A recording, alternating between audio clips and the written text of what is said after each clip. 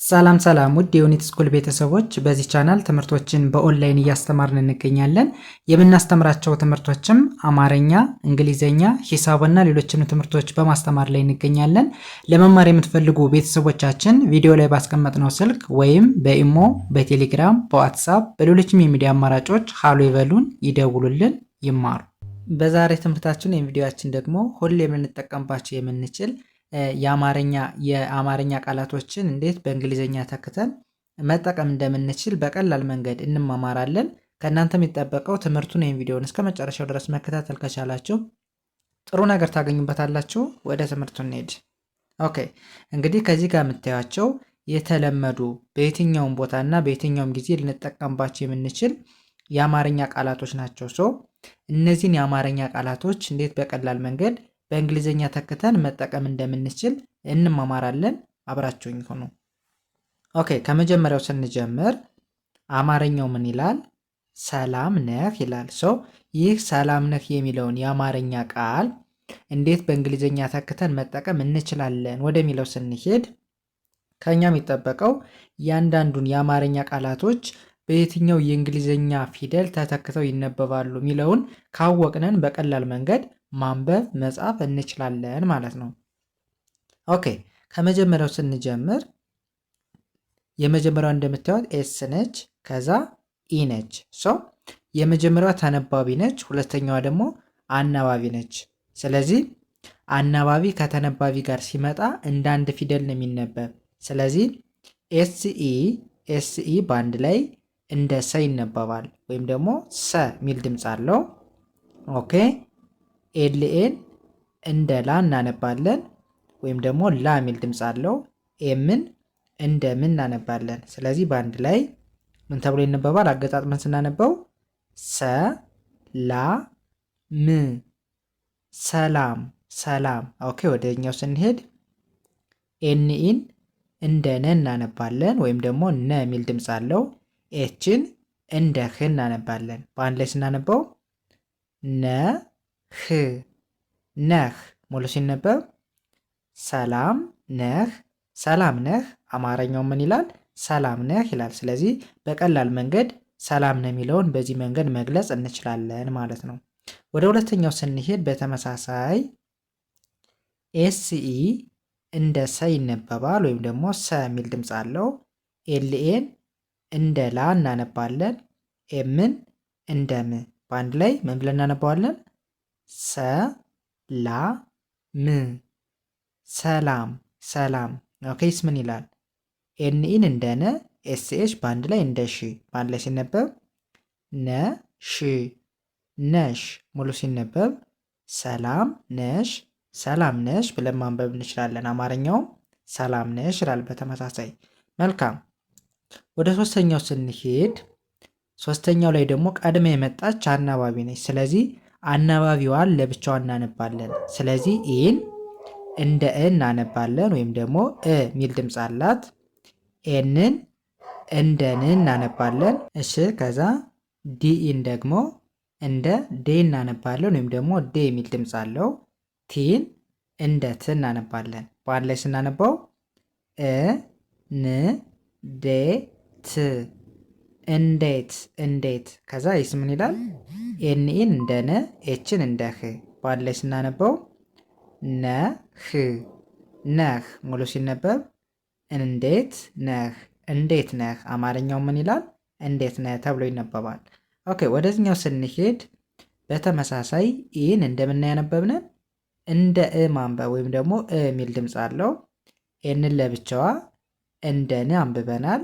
እንዲሁም ዲኢን እንደ ዴ፣ ቲን እንደ ት። ከዚህ በኋላ አገጣጥመን በቀላሉ ምን ብለን እናነባዋለን? እ ን ዴ ት እንዴት እንዴት። ኦኬ፣ ከዛ ወደዚህኛው ስንሄድ ኤንኢ ምን ብለን ያነበብነው? እንደ ነ።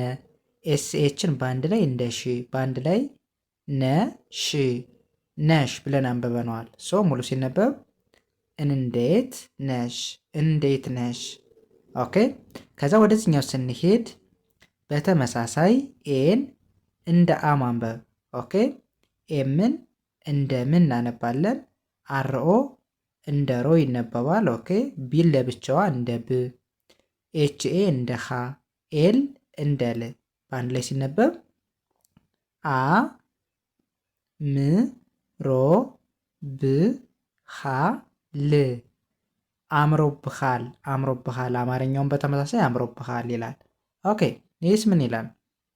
እዚህ ጋር ደግሞ ለሴት ሲሆን ከዚህ ጋር ለወንድ ከዚህ ጋር ደግሞ ለሴት አምሮብሻል ለማለት ስንፈልግ ኤን እንደ አ እናነባለን። ኤምን እንደ ም፣ አርኦ እንደ ሮ ይነበባል። እንዲሁም ቢ ለብቻዋ እንደ ብ፣ ኤስኤችኤ በአንድ ላይ እንደ ሻ፣ ኤል እንደ ል።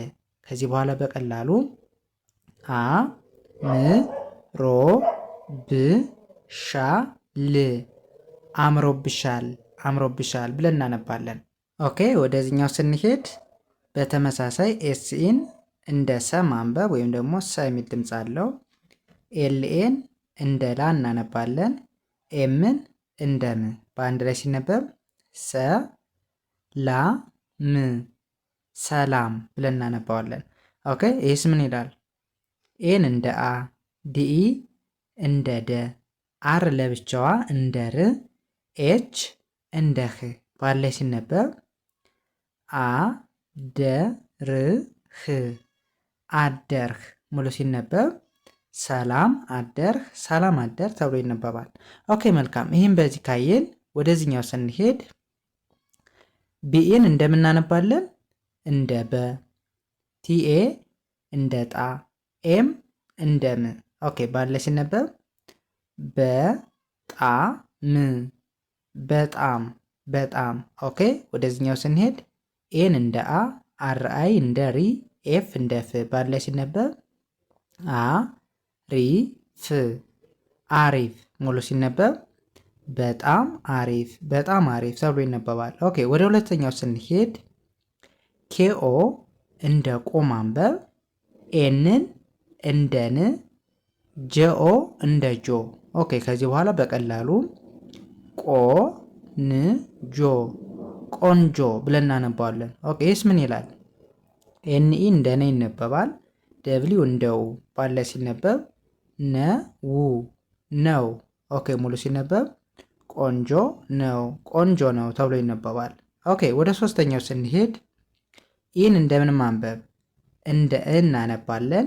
ኤንን ለብቻዋ እንደ ን፣ ዲኢ እንደ ዴ፣ ቲ እንደ ት ባለ ሲነበብ እ ን ዴ ት እንዴት። ኦኬ ይስ ምን ይላል?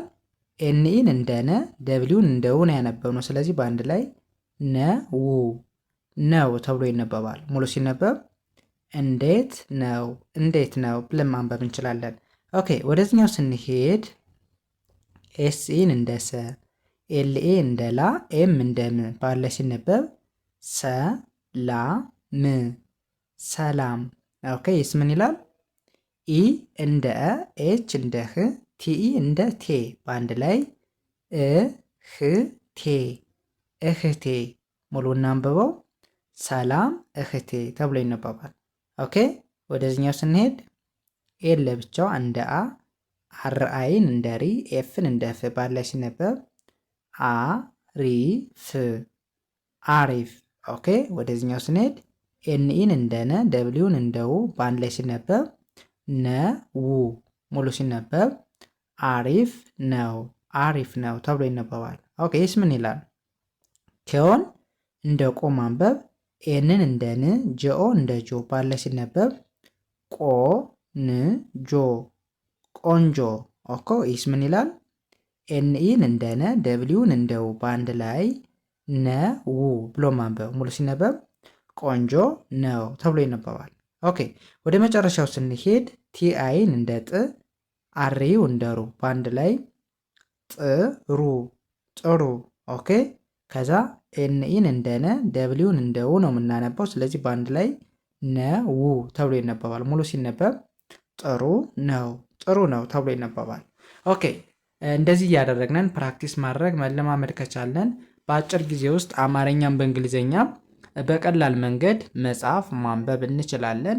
የዛሬ ትምህርታችን የቪዲዮአችን ይህንን ይመስላል። ቀጣይ በሌላ ትምህርት ወይም ቪዲዮ እስከምንገናኝ በያላችሁበት ሰናይ ጊዜ ሰላም ሁኑ።